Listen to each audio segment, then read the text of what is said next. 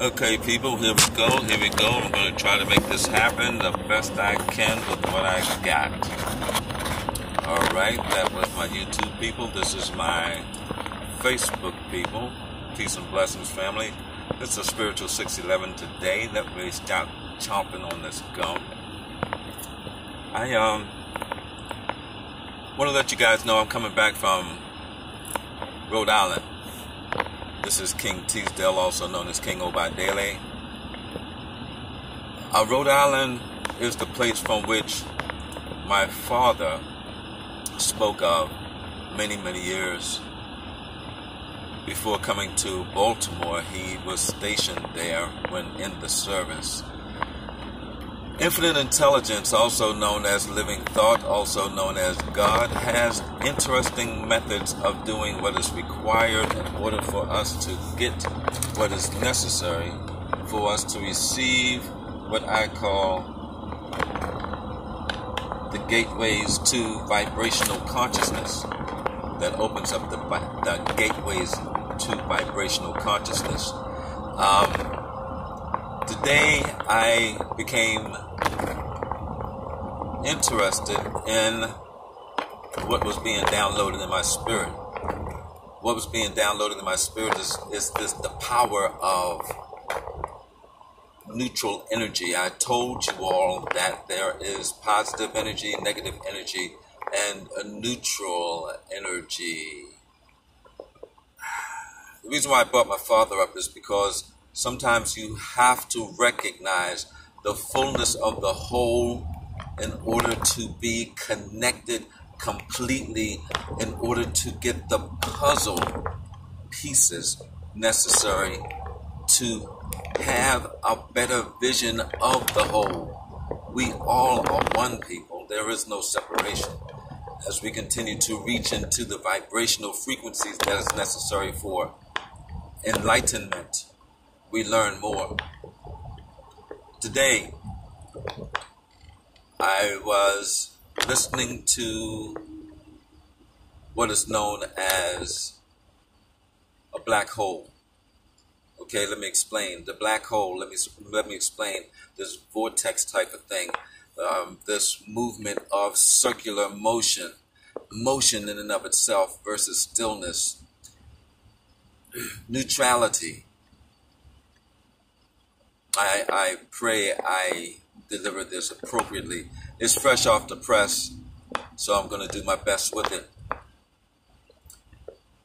The black hole, from what is understood scientifically, has a magnetism, has a gravitational pull that sucks in all things, no matter what it is, including stars. It will suck it in. It will take it into itself. People have believed that there was this thing called a balance between positive energy and negative energy, where there is antimatter and matter. And the balance between matter and antimatter is what balances the universe in and of itself. Well, in the research thereof, it's been discovered that the universe in and of itself actually started as neutral energy. Think about that.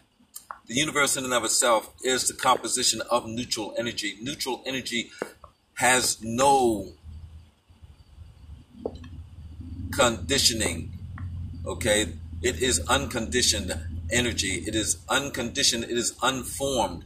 It is that which was before all things. Neutral energy. That which is more powerful than anything else. When you think of a ground wire, those who know something about electricity, you can put a ground wire into a situation and you can have your positive and your negative wires. But that ground wire in and of itself can actually take a bolt of electricity from the sky and bring it back into the earth to ground it. That's how powerful neutrality is. The neutral aspect brought into my consciousness this thing when I think of the eye of the storm, how inside the storm itself, as the storm turns, it is quiet in the middle. Okay? Here we go. This is what came to me. There is the dance and the dancer. This is what I seen. This is what came to me.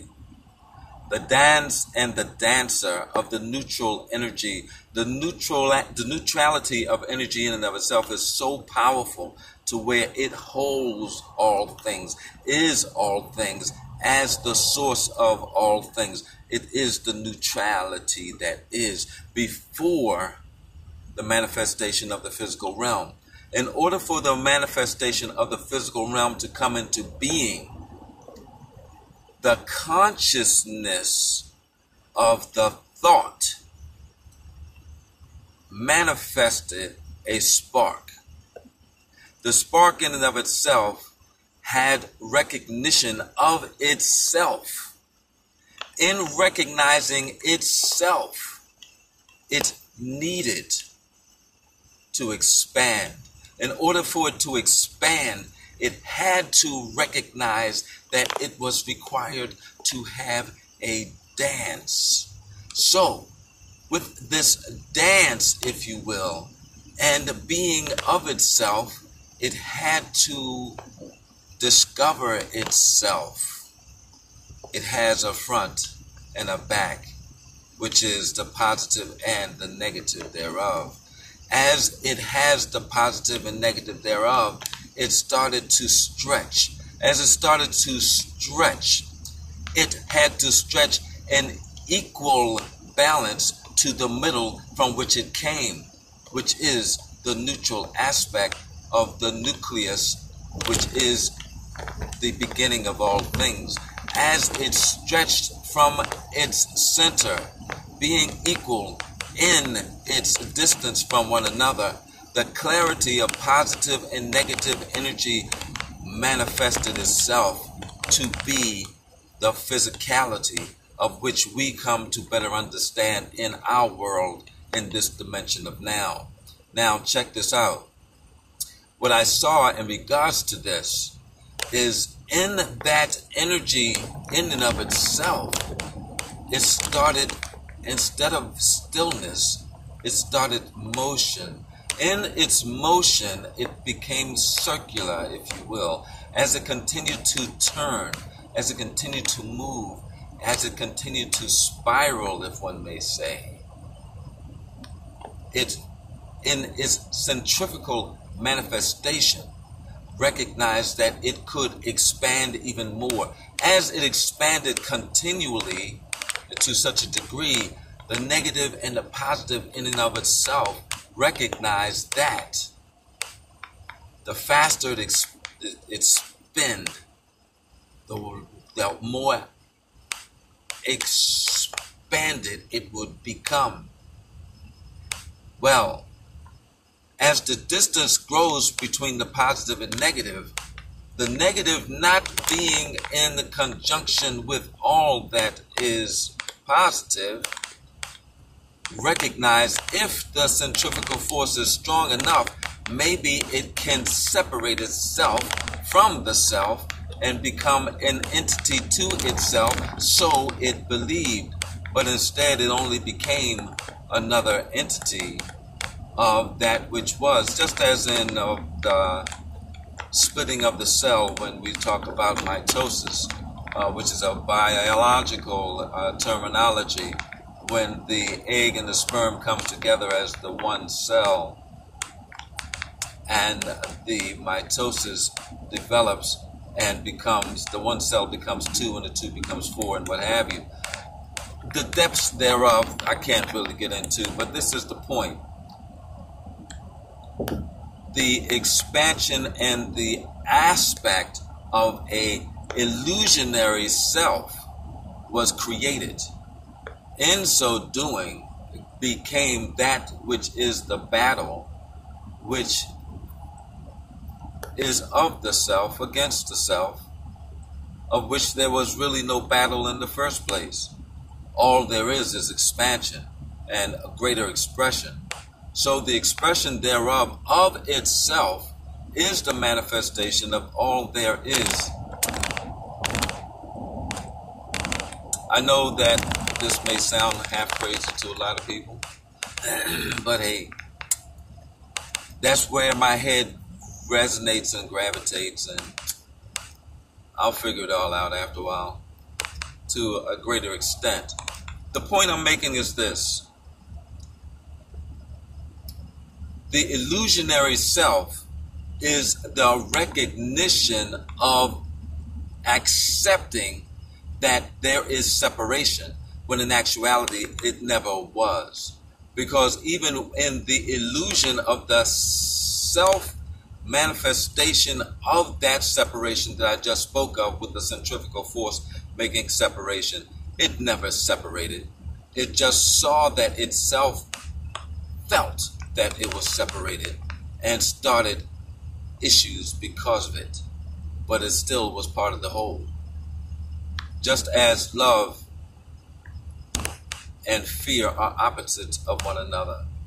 Just as hot and cold are opposites of one another. Just as light and dark are opposites of one another. Know this.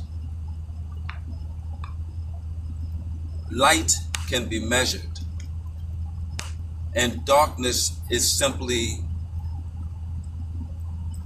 the absence of light, for darkness cannot be measured. Think about that. And from the dark, within the dark, came the light. So those who know more about atoms and what have you, there's the valence of which the positive and negative atoms will go around the valence of the inner atom, where the nucleus is the source which holds all things together. The more negative ions on this valences of the atom brings the atom to a negative manifestation. That's what's happening with the thoughts of man everywhere. We are inundated by negativity. And as we continue